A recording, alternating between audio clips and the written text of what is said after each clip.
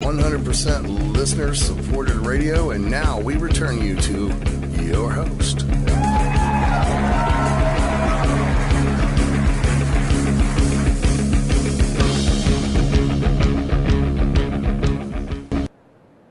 Hi, and welcome back to this week's live broadcast of the Revelation Show here on Revolution Radio with me, your host, Paul Stevenson. I'm on Facebook at Paul Edward Stevenson. And we have E. Michael Jones coming up, or Mike Jones as he's known, and he is the author of Culture Wars magazine. He's a public speaker, and he is also a writer. He's an ex-professor. His books include Is Notre Dame Still Catholic, the Medjugorje Deception, The Jewish Revolutionary Spirit, among others. Mike, are you with us? Yes. Okay, how are you doing? Good. How are you? I'm very well, Mike. Thank you very much for asking. So you've been quite busy. Have you been on speaking tours for the last few weeks, or? Yeah, I've been traveling around a lot. Yeah. Where have you been? On the East Coast, various places in the Midwest. What has been the focus? The East Coast was. I was talking about Tanzania. I got back from Tanzania in September. I'm doing a biography of Julius Nyerere right now, the first president of Tanzania. Right. So I gave a talk on that on the East Coast, and actually got to do some research at the Marino Archives about their involvement in Tanzania. So the book is going to be about the failure of development economics in the 60s. What happened, the collapse of the third world, and all that stuff that happened there. Okay.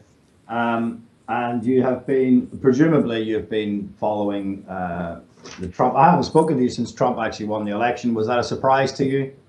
No. Okay. No. Did I say he was going to win on your show? I think you may have done. I can't remember exactly, but I do think you felt quite positive about his chances, and outlining the fact that people are just sick and tired of the establishment and the populist nationalist movement. Yeah. Growing. I just did a two-part series in Culture Wars on the twilight of the oligarchs, and I think I saw that happening in the spring as the campaign was mounting, and I knew as soon as the poll numbers looked close, I knew Trump was going to win because he was wildly underestimated in the polls. I knew that polite people, it was like Brexit. Polite people would not say that they were going to vote for Donald Trump. But when they got behind the curtain in the voting booth, they did, and that's why he won. It was exactly like Brexit. I stayed up to watch Brexit, and I stayed up to watch the election as well, and it was exactly the same. After about an hour, you thought actually, Trump's going to do it. As you said, for the reasons you mentioned and other reasons. I think that not everyone, but then I think the media backfires because the liberals come out whinging and moaning. But I think they believe the nonsense coming out of the mainstream media that they don't go out and vote. Yes, I think what we're seeing is a huge change in worldwide consciousness. And I think what we're seeing here is the end of globalism. Everybody, we gave these people the benefit of the doubt, and their experiment failed. And I think across the world, everyone knows that it failed now. We're talking about Thomas Friedman's book, The Lexus and the Olive Tree. We're talking about the free trade ideology that the English promoted in the 19th century. We're talking about the various mutations that took place, the rise of political correctness as a form of social engineering, the collapse of the left, the change, the mutation in the left from talking about economic issues to basically just banging on about sexual liberation. Gender ideology, all that crap. All these ideas taken as one big sort of package has now failed. And now the question is, what's going to take its place? That's the big issue right now. What's going to take its place? Yeah, so the swinging of the economic, cultural, and social wrecking ball has been brought to a swift halt, is what you're saying. Yeah, I think it's failed. It was supposed to, I mean, let's say when did this begin in earnest? The fall of communism. Let's say when the neocons basically took the citadel and started promoting this idea that history was over. Remember Francis Fukuyama? Yeah. That it was free market capitalism that was going to save everybody, was going to be everybody was going to be happy and prosperous. Well, it didn't come anywhere near that. We had basically what followed was the looting of countries across the world.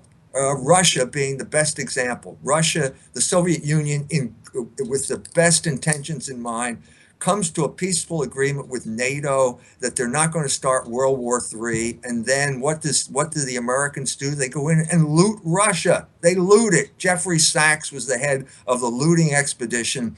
The oligarchs stole the public property, privatized it. That's what the word is, privatized. And as a result, the Russian population declined because there were people who were actually starving to death at this time. This shows you, this exposed to the world was one example, probably the best example, the rapacious nature of capitalism. And everybody drew the lesson, and everyone was waiting for the moment when they could register their complaint. Well, it took a while.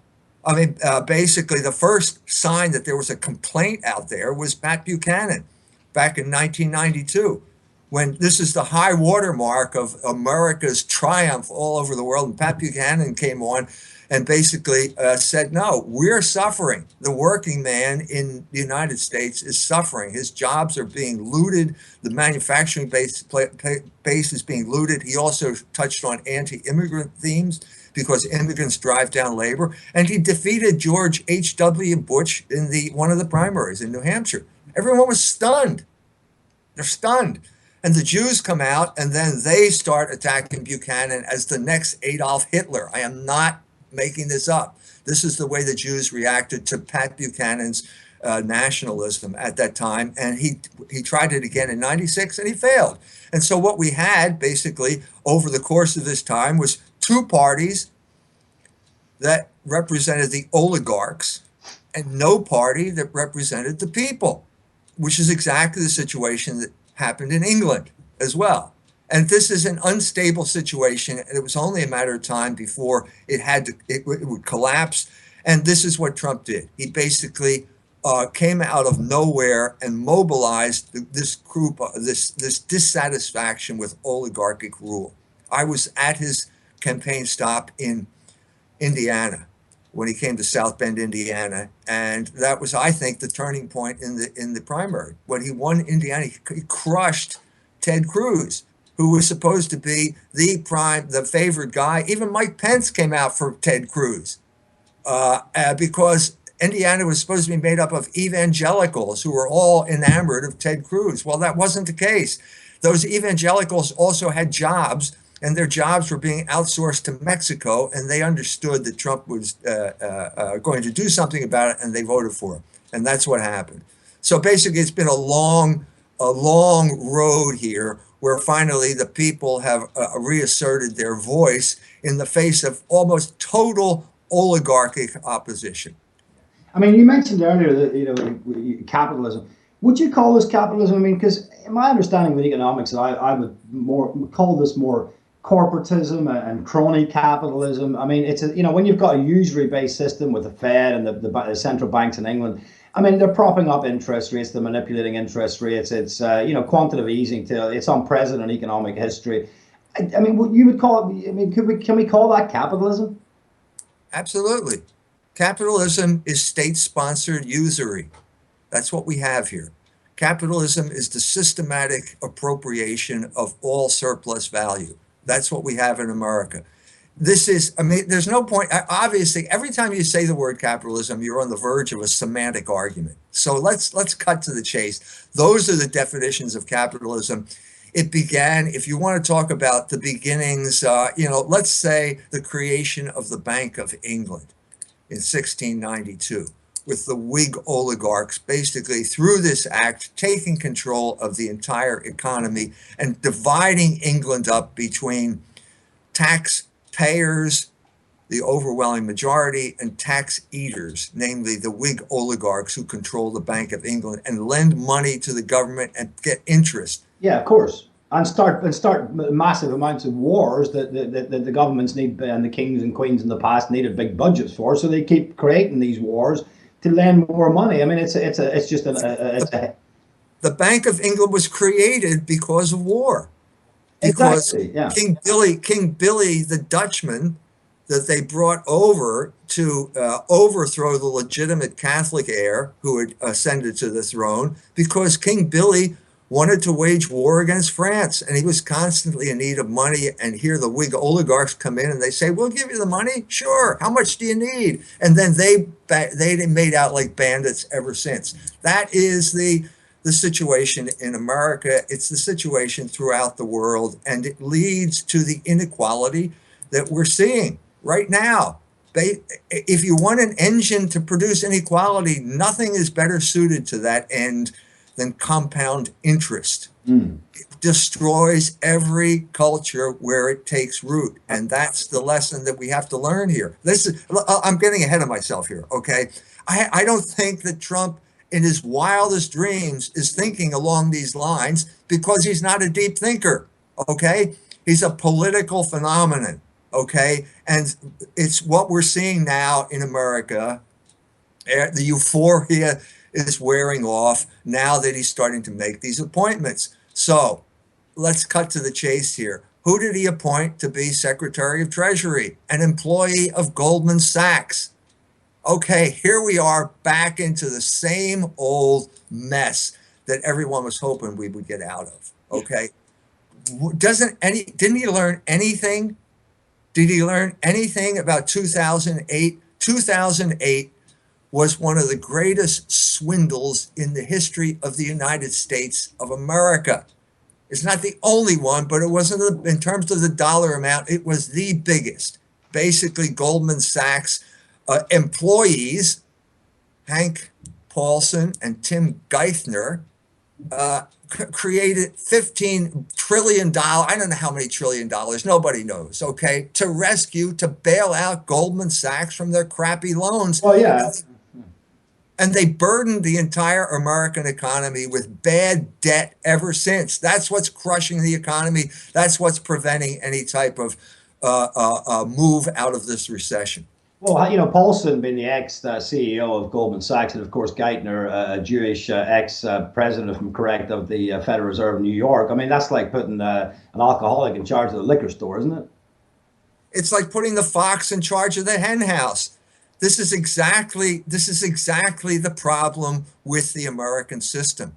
This is the actual mechanism of oligarchic control over the political and economic system in the United States of America. That's the problem. The people of America chose Trump to solve this problem, and he's not going to be able to solve it if he keeps appointing employees of Goldman Sachs to run the Treasury. That's not going to work. All right. So do we put this down to just what you mentioned, Trump's perhaps ignorance, he's not a deep thinker, or do we put this down to what some of us have, perhaps without really maybe caught up in some of the excitement, have maybe thought but not wanted to voice too much, that actually maybe Trump is more controlled, and the deep state and the neocons and this whole system are controlling him. Maybe not as much, obviously, as Clinton and the rest of them, but he's still under the control of the deep state and this whole usury-based system.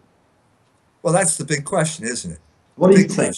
The big question is, can anyone save this system from itself? That is the big question. I just think, the last time that the president tried to sort of even look that direction, he got shot in the head. Yeah, that's right. So this is what we're talking about here. And you're talking about John F. Kennedy, and what we had there was a CIA-sponsored coup d'etat. And the country has been changed radically ever since that time. And the oligarchs took control at that point through their pawns, their proxies in the CIA. The CIA has been the rogue government of the United States since when? Since 63. It was formed in 53. It came to power in 53. In 76, the Church Committee tried to rein in the CIA, tried to expose what they were doing. Jimmy Carter tried to do this. Adam Stansfield Turner fired what he thought were rogue agents in 1978. It hasn't succeeded. So the question is, can Trump succeed? even with the best, even if he had if he were the smartest guy in the world with the courage of a lion, could he succeed? That's the big question. Well, what do you make of Mike Pompeo as the CIA director? They're all bad. The one common denominator that all of these military guys have in common is their hatred of Iran. This Philip Giraldi just wrote the article on this. I think he's absolutely right. He's a former CIA agent. And this is crazy. This is absolutely crazy because now we're confronted with a complete contradiction now in terms of foreign policy. Namely, Trump saying, okay, we're going to make peace with Russia, but Iran is the boogeyman. Well, this is crazy. First of all, we are at war, de facto at war with Russia in Syria. Yeah. We need to thank God that Hillary Clinton did not get elected. That's clear. There was no choice in this matter, because if Hillary Clinton had been elected, the first thing she would have done was to declare a no-fly zone in Syria, which is what she did in Libya. Except in Libya, we weren't eyeball to eyeball with the Russians. This is the situation we have in Syria right now, which would have led to nuclear war. There's no doubt in my mind, because the Russians are not going to back down an inch anymore. Yeah, and she's crazy enough to do that, isn't she? She is stupid enough to do it because, well, I succeeded in Libya, right? And so I'll do it in Syria. So we dodged that bullet. That's great, okay?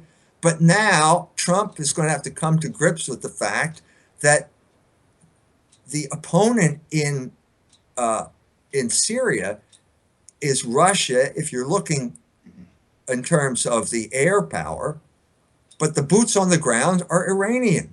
Yeah. They're Shia. There's an alliance between Russia and Syria and the Iranian forces, whether it's Hezbollah or whether it's the Shia militias from Iraq. Yeah. So you can't solve this problem by attacking the ally of the guy you want to make your ally. This doesn't make any sense. And this, it seems to me, is a direction we're heading, given the Iranophobia of all the people that he's appointed to positions in the military. Yeah, well, you've actually got to, the main point I wanted to ask you about, because I can't reconcile how he can have a friendly disposition to Putin in Russia and a non-interventionist, foreign attitude towards the Middle East and foreign policy, and keep the neocons happy. And we know that Trump has been, he's went to AIPAC, he's behind Israel. He said, I remember before he said the only candidate that's going to give real support to Israel is me. The rest of them are all talk, no action. They're politicians. I've been loyal to Israel from day one, from the day I was born, and my father, Fred Trump, was loyal to Israel before me. So, I mean, I can't reconcile it either. That's why I wanted to, I was hoping you might shed some light on it for myself and the audience, because it's just confusing me, The big unanswered question is Trump's relationship with the Jews. Now, my friend Israel Shamir was born in the Soviet Union, a Russian Jew. He converted to Russian Orthodoxy after his stint in the IDF in Israel. He said that you can't get to the top of the of the New York real estate market without dealing with Jews. And so he knows how to deal with Jews, and that's good. So that's good that he knows how to deal with Jews. Well, I hope that's the case, but I'm not sure, because the biggest question mark is, what is his relationship to Israel? If we get back, once again, we're faced with another contradiction. Okay, the heart of his domestic policy is America first. Okay. Yesterday, he arrived here in Indiana and announced that Carrier Air Conditioning is not moving their plant to Mexico. This was the main pillar of his campaign in Indiana, and now he's coming through, and I'm glad he did it, because that's an important stand to take. That is the crux of the matter for domestic politics. Unfortunately, this leads to a contradiction, okay, because America first means withdrawing from foreign entanglements. Well, yeah, exactly. That was the whole point of what Lindbergh was trying to do in the late 1930s. He's the epitome of America first, and he didn't want to get America to get in war, in a European war, another European war. Well, so America First means pulling back in terms of foreign involvement, pulling back from the empire. Well, you can't do that and be an Israel firster. That's impossible. And you can't become involved with Israel without dealing with the danger that Israel is going to run your foreign policy, which is precisely what happened under the George Bush administration. The neocons took over America's foreign policy, and basically we were getting involved in one war after another to benefit Israel.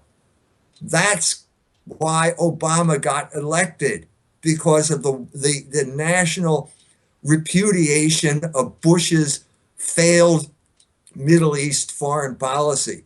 Jeb Bush tried to resurrect this in the primary.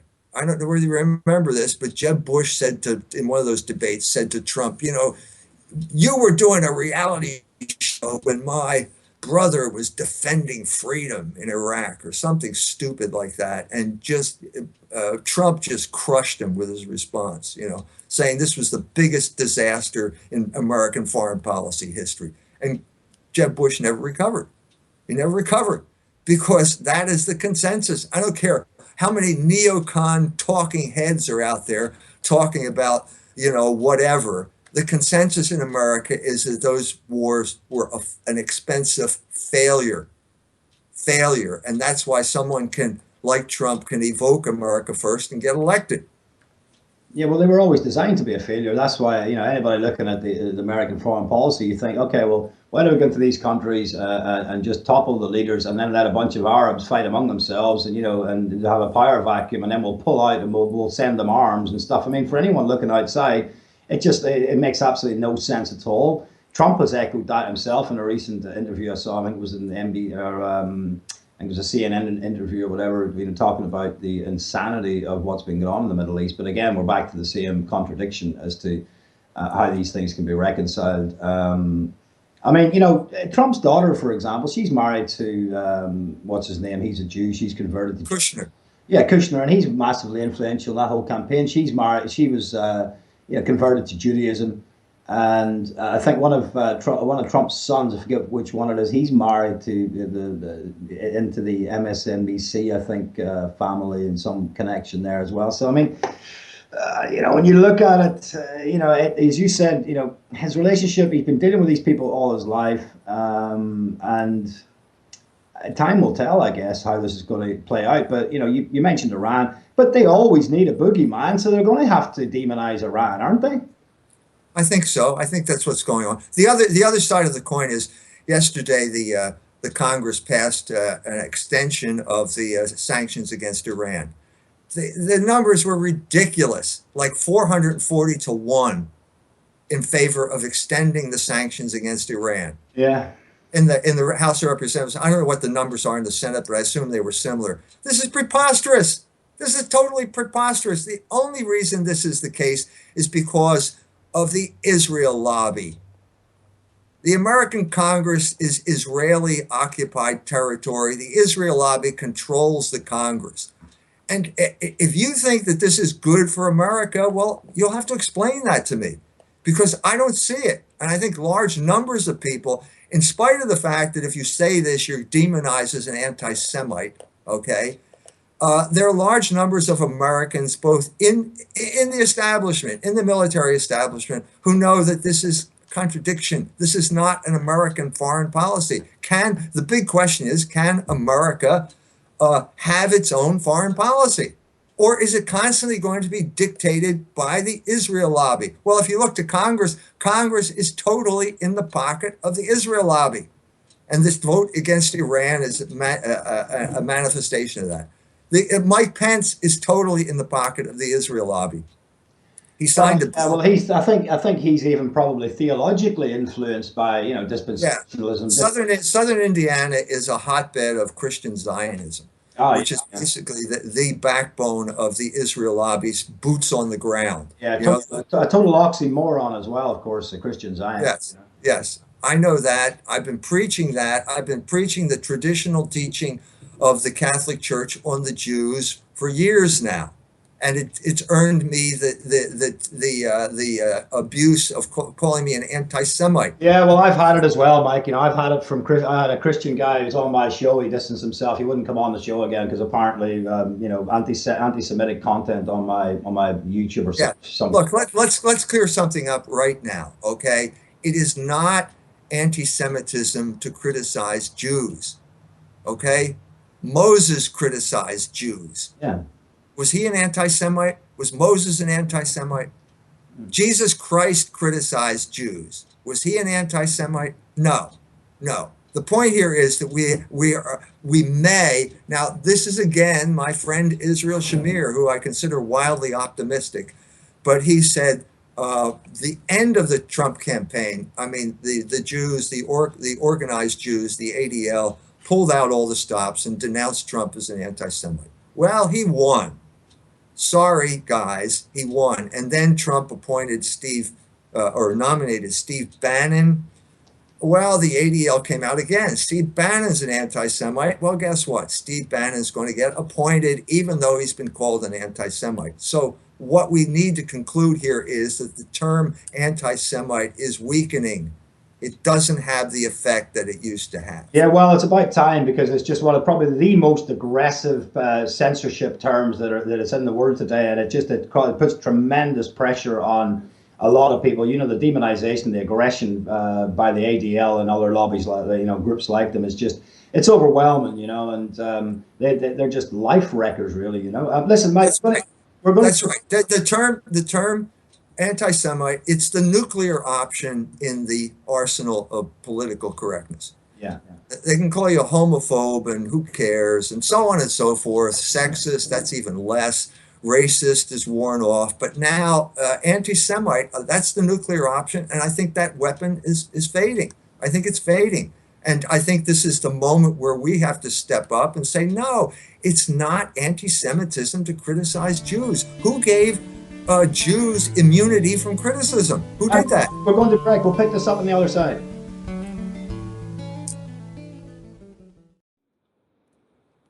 Hi, you're back with me, Paul Stevenson, here on Revolution Radio, and I was just talking to Mike Jones. Mike, are you there with me? Yes. Okay, so you were just talking about, you know, this whole aggression of anti-Semitism. I mean, I actually, you know, I was thinking about it myself not that long ago. I was thinking, you know, on the right, as you said, you know, there's now a rightful intolerance of all these politically correct terms like racist and xenophobic and feminism, and people are sick of it. But, you know, when even the term anti-Semitism, they've got their own special term, because at the end of the day, if someone calls you an anti-Semite, they're insinuating that you're a racist, because you don't like Jewish people just simply based on their race. It's nothing to do with their behavior. You know, they accept that if you criticize, people are sick of it. If you criticize Barack Obama and his policies and the left call you a racist, people just go, give it a rest. We've had enough of that nonsense. We criticize him because of his behavior and his policies. But this term anti-Semitism, it still sort of has this stigma attached to it, where it's just even those on the alt-right and, you know, they suddenly become very like the liberals, a lot of them. Yeah, I agree. It's tell me the group, as Voltaire said, tell me the group that you can't criticize, and I'll tell you the group that's in power. And that's the difference between the race, between blacks, who have basically only power through other people, and the Jews who have real power. Yeah, exactly. So they don't want to be criticized. Well, tell me where that's in the Constitution of the United States, that certain privileged groups are not allowed to be criticized. Explain that to me. I don't see it. Well, as you said, it's just indicative of the power they yield, and you know, the problem is, you know, it wrecks people's careers, doesn't it? And, that's right. You know, people have families and they've got careers they've built up, and not everybody's prepared to put that on the line, and you know, so they really get scared off from it. But as I said to you earlier, you know, you probably know your theology as well, and this whole dispensationalism, this blind support of Israel by Catholic or by Christians in the U.S., mainly the evangelical Protestant Christians, you know, it's based on such ignorance, and this ignorance is cultivated by, I believe, an infiltration of Jewish influence on the church. Where this whole pro-Israel idea, you know, they must blindly support Israel, and it has tremendous, you know, crosses over into the political arena. Yeah, I mean, although we have to say, in all fairness, this is a Protestant phenomenon. There is, I mean, the church has never really signed on board with this. It's a Protestant, it's based on the Scofield Bible. We have a great analysis of this, a great analysis, scriptural analysis in the December issue of Culture Wars magazine. It's really, it exposes the whole roots of this thing. Basically, the bogus notion that somehow it's based on scripture, that these Jews have a right to Israel, that they are somehow the children of Moses. These are all fictions that were created by the Scofield Bible, the notes in the Scofield Bible, Yeah. and been spread through this group of people because the Jews understood that this was the best way to get people on their side. Yeah. This is the New York publishing houses. Untermeyer, the publisher, is the guy who started backing this book. This is what we know here, and it's time that the rest of the world woke up to this fact, and understands that this is bogus theology. This is not the teaching of the Catholic Church, which is the traditional teaching on the Jews. And up until about 150 years ago, it wasn't the teaching of most of the Protestant churches. You said Scofield Reference Bible, John Nelson Darby.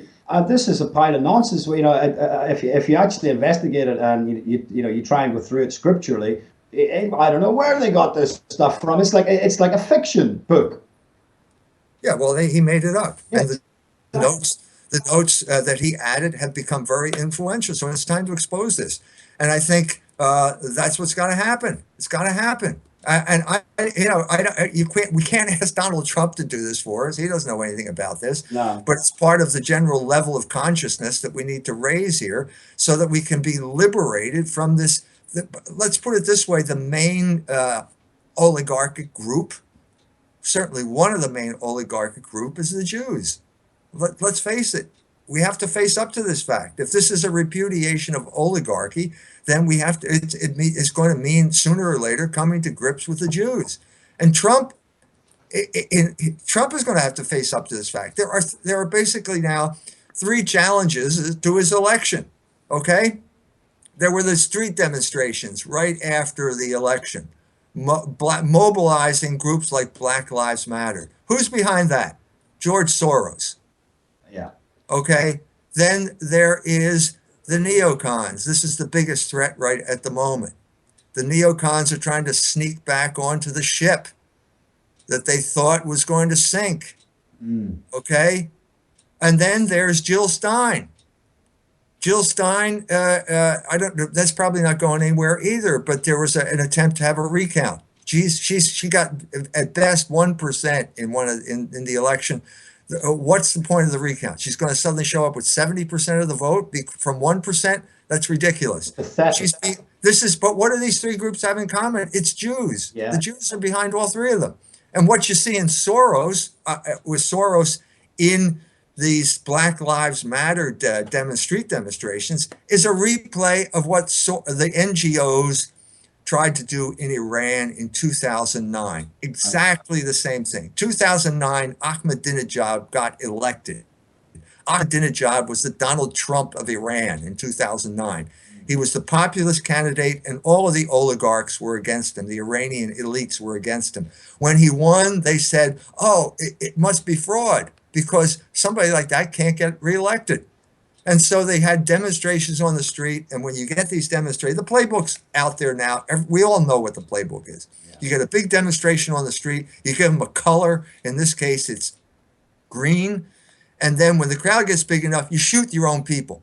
You shoot the people you brought out onto the streets. And then you say, well, listen, the government's shooting its own people. We need to overthrow the government. That's what happened in Iran, including the shooting. Okay? That's what Soros was trying to orchestrate here. Now, does Trump know this? Is he smart enough to know who his enemies are? That's the big question. Yeah, I mean, Steve Bannon, where do you think Steve Bannon is with all this? I mean, he's worked on Wall Street. His Breitbart has obviously been very critical of the establishment. He must know who's certainly, who's running the foreign policy, and he must know about this Jewish infiltration of the country. I mean, I find it hard to believe that Trump isn't going to know the extent of this. Well, I mean, there is the evidence that when that last week of the election, when the video went up, which was Trump's best speech, where he talked about the oligarchs not voting for your interests. Well, every picture that got flashed on the screen was of a Jewish oligarch. Yeah, exactly. And the ADL picked up on that. So that's why they accused him of being an anti-Semite. So there was code language being used here, Yeah, to mobilize the people. But again, I mean, where's Steve Bannon coming from? He was raised a Catholic. He has that Catholic residual understanding that labor is the source of all value. yeah. He understands that the working class got a raw deal here, and he's trying to work in that direction. But he worked for Goldman Sachs. There are all sorts of factors that are going to militate against a coherent policy. That's, I think, the situation we're in right now. Yeah, it's going to be fascinating to see how it plays out, isn't it, really? Yes. God willing, some good will come of this. I mean, I know you've been quite outspoken, obviously, with your own background. I don't know whether I saw recently on Fox News, the DePaul University, the couple of guys who were put up the Unborn Lives Matters, they were refused permission to post it on the campus. Yeah. I mean, the Catholic Church, does it even exist anymore in the way we used to recognize it, or is it complete? Well, no, wait a minute. Let's not jump to conclusions here. First of all, what we're talking about here is Catholic universities were all taken over by the state. That happened. We're now coming to the 50th anniversary of what happened at Notre Dame. 50 years ago, Father Hesburgh stole the University of Notre Dame from the Catholic Church. It was just like the Reformation in England. It was no different. It was the alienation of church property, and basically Notre Dame has been a state institution ever since. So you can't judge the Catholic Church by Catholic universities because they're not Catholic. Okay. I'm not trying to judge the Catholic. I'm just asking because I was brought up Catholic myself, but I just wonder, you're probably more on top of it than I am. What is the current state of the Catholic Church then at the moment? Yeah, well, it's still one holy Catholic and apostolic. Nothing has changed. But what it's been subjected to is a huge cultural warfare campaign beginning in the 1960s. I mean, I document this.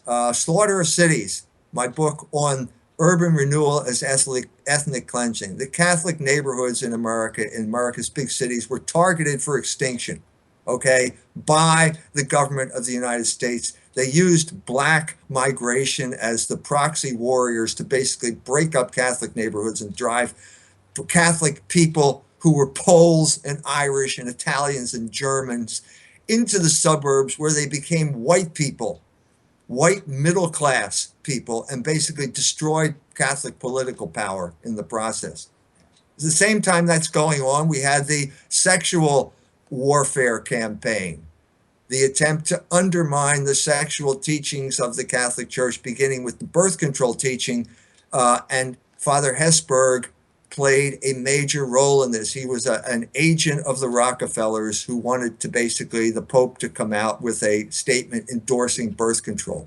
That didn't happen, but that did open up a campaign of basically psychological warfare, which created huge damage in the Catholic faith. The Catholic Church has been trying to take control of its own message ever since the Second Vatican Council, when basically Time Life, in collaboration with the CIA, turned the Vatican Council into basically their own black op, through the use of people like John Courtney Murray, trying to change the church's teaching on church and state.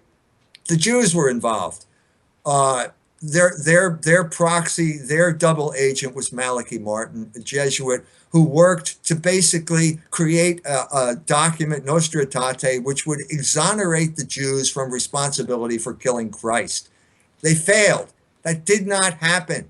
But the interpretation of Nostra Aetate is controlled by the Jews, and of course they said it happened. So you see the type of problem that the church has been in for 50 years now. Well, let's say 51 years, the end of the Second Vatican Council, 1965. A huge psychological warfare campaign has been waged against the Catholic Church, and the result is basically the collapse of the moral order in the West, because the Catholic Church is the only institution that can defend the moral order effectively.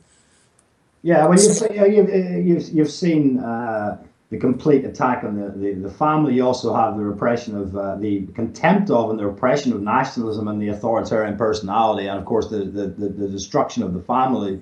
All of these things, come from this Jewish revolutionary spirit and this liberal establishment that we're talking about. I think people who don't understand history really don't understand this issue, because, the Catholic Church have been, for whatever you think of them from a theological standpoint or whatever else, they have been the main, pushback on this Jewish revolutionary spirit since the time of Christ, really.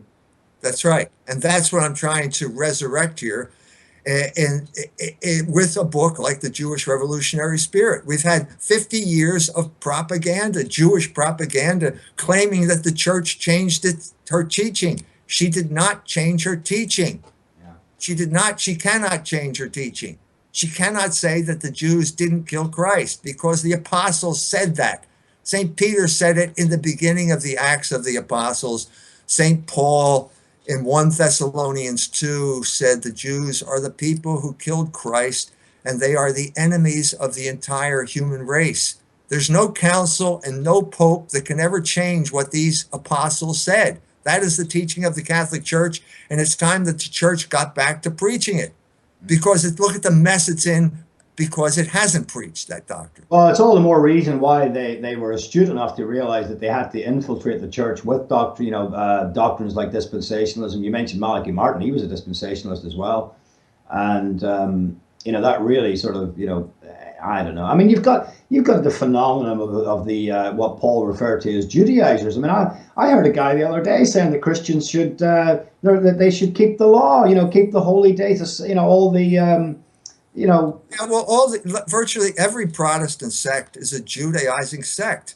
I mean, I live 40 miles away from a group of people who say that the Sabbath is on Saturday and refuse to eat pork, and they call themselves Christians. Okay? So it's not a new phenomenon. England was the center of this. Yeah. England was overrun by Judaizers in the middle of the 17th century. Puritans are Judaizers. This is what brought this intellectual disease to the United States. This is why we have this kind of weakness over here when it comes to this group of people. Other countries don't have it, but English-speaking countries have this weakness. That Barbara Tuchman wrote a book about it. Not that it's accurate, but there is this kind of this Judeophilia or philo-Semitism in English-speaking countries. Yeah. It's true. Well, I think it comes from a tremendous amount of biblical illiteracy. I mean, I do know, so I know, quite a few Protestant guys who don't sign on to it and are quite strongly against it as well. I did an interview with Gary DeMar on my show where, and he's been called an anti-Semite because, he just basically debunks the whole idea of this blind support of Israel and this dispensationalist idea, and immediately he gets called an anti-Semite. But it cannot be defended from the church or from the scriptures, either from the dispensationalists, or this idea that we can't eat pork and we've got to keep the holy days. I'm sick and tired of hearing this from, as you say, the majority of American Protestants. It's not all of them, but it's a lot of them. Yes. And that is, that's ignorance. You mentioned Mike Pence. I think, a lot of people that, there's a blackout in the media, I think, in the U.S., which is even, more powerful over there than it is here, because over here we're aware of the Palestinian plight. You've got Celtic football fans when they're playing. I think FIFA banned them from doing it and fined them for doing it, but they're singing songs for the plight of the Palestinians.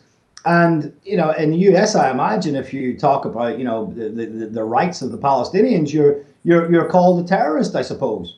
I think you're right. I don't. The sympathy for the Palestinian cause is growing throughout the world, but we're probably the last place in the world where it's going to happen. Yeah, you have to really tiptoe with people if you're pro-Palestinian, if you're pro-Palestinians over there, because they think you're some sort of, terrorist or socialist or whatever. And I don't know. I think a lot of it's ignorance, but slowly but surely, as you said, the term anti-Semitism, I think, is losing its strength. People are getting sick of it the same way as, when it catches up to the same level of people dismissing it when you're called a racist or a homophobic or whatever else, then I think it's probably game over for that lot as well. Yeah, but is this going to happen in the alt-right, or is the alt-right going to be co-opted on the Jewish issue? I think they already are. I mean, you could, if you watch Fox News or if you watch InfoWars or people like that, you know, they're now buying into a sort of an almost mainline rhetoric. You know, even InfoWars, where they used to like, you know, look at stuff from, you know, they're extremely anti-Muslim now. I can understand that to an extent, but they used to think, oh, these are inside jobs. Now it's just like, you know, it's an all-out war on Islam, and I mean they have created the terrorism out there with, you know, the U.S. foreign policy, blind support of Israel. See, this is one of my main complaints about the race crowd. Okay, as soon as you start talking about white people, the Jew disappears. Okay, this goes all the way back to when I'm in Washington. You know, Mr. Tyndall, remember John Tyndall, the National Front? He shows up, and you know, there's Sam Francis there. This is like the conservative, the paleo-conservative group in Washington, you know, and Mr. Tyndall is talking about the glories of being a white guy, okay, and then he mentions Elizabethan England. Well, my friend Jerry Bruin and I, who are both part Irish and Catholic, look at each other. Elizabethan England? I'm supposed to be happy with Elizabethan England when the priest could be drawn and quartered for saying the Mass? So Jerry says, after the question period, he says, are the Irish white? Mr. Tyndall says, of course, the Irish are white. My mother was Irish. And then Sam Francis turns to him and says, are Jews white? Well, he said, I don't know. He couldn't answer that question. This is precisely the problem with all these racial categories. You can't identify the problem with racial categories. They're pointless. They're meaningless. I say this every time I'm on an alt-right radio show, and so far, I don't seem to have made much impact here. But because these people now feel they've all been vindicated by the election of Donald Trump, they're going to be disillusioned soon in that regard. But the point here is the same thing I said when I was in London, speaking to the London Forum. These are obsolete categories. They don't explain anything. The Reformation explains a lot. What did the London Forum think of that viewpoint of yours about the white nationalists? I think there were a lot of people there who suddenly took that idea seriously. Because there were a lot of people there who were still talking like, you know, disgruntled white guys, but there were a lot of people there who started to realize maybe this guy is on to something. Maybe logos is a better way of interpreting reality than the color of your skin. I think I made a dent in the consciousness there. I think it was a successful meeting of the minds. I'm glad I went. I'm glad I talked to those people. Yeah, because if you don't understand that this is a war on Jesus Christ, you basically don't understand. That's right. Or logos. I mean, logos is a powerful word. Yeah. It's having an effect all over the world. There are people. I mean, a guy from India writes to me. He said he grew up in England. He said he used to believe the whole English racial narrative, and because of that he felt he was part of an inferior race, if you can believe that. And then suddenly he's liberated by the idea of logos. That's the message that we have to get out here. Just quickly in the last couple of minutes. So, I mean, how do you see it panning out? What's going to happen to these neocons and this Jewish hegemony in the U.S. then if they're exposed properly? I mean, you know, they're not going to go away just like, you know, without a fight. I mean, what's going to happen? They're not going to go away, but I mean, they have to be, what should I say? There has to be some reduction of this intolerable double standard and intolerable tyranny of the oligarchs over the majority of the people. The majority of the people are tired of being demonized for just being who they are. Mm. Hillary was a manifestation of that. She called them deplorables because they're white. I mean, this is racism. We're tired of it. Yeah, of course it is. I don't believe in racism. The majority of the American people do not believe in it either, whether black or white. Okay, this is what we have to break out of this mode. And I think that her political correctness agenda suffered a major defeat. Now, whether Trump is going to be co-opted is something we don't know, because I don't have a crystal ball. Don't have one. Well, you only have to look at history. I mean, it tended to get ugly in history, didn't it, really? I'm trying to do everything within my power to prevent a violent reaction of the sort that we saw in the 1930s when something similar happened. Yeah. Well, we all would, as I'm saying, we all want a peaceable, sort of life of just a normal, sort of reasonably sized government and some sort of honesty and integrity going on, rather than this cancer, basically, that is just infiltrated. Because that's right. America's not going to be free again, great again, or safe again while this situation continues, No. So I'm just working for peace. That's all I'm trying to do. Yeah, I know that. So, so are we all. We're all when we're calling out this sort of wickedness, we're not doing it for our own amusement and entertainment. No, and I think what you saw was the scandalous behavior of the left during this election when MoveOn.org supported Hillary Clinton, who was clearly the war candidate. Sure. It was scandalous what they did. I'm appalled at what they did. Well, they're disgusting, degenerate, debauched reprobates, let's face it, So, I mean, we shouldn't be that surprised. That's what it came down to. It was all about sodomy and abortion. Yeah. That's what they believe in. The irony is, peace.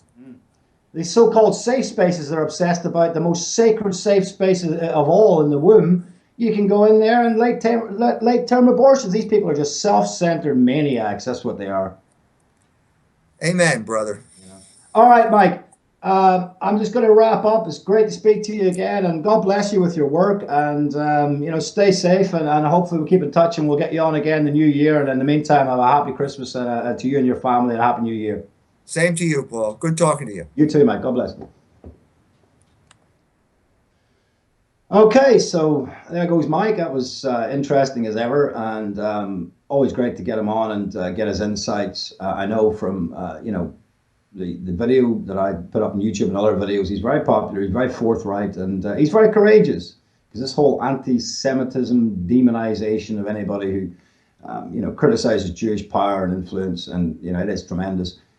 You get demonized, and anyone who knows what's going on is sick of it, and hopefully this will be turned around the next 4 years under Trump and people like Steve Bannon. Anyway, I'll be back next week, and I will have Gerald Salenti on, and then the Pettibone twins will be looking at this whole Pizzagate thing, so we'll get an update on that. Until then, God bless. Take care. Bye-bye.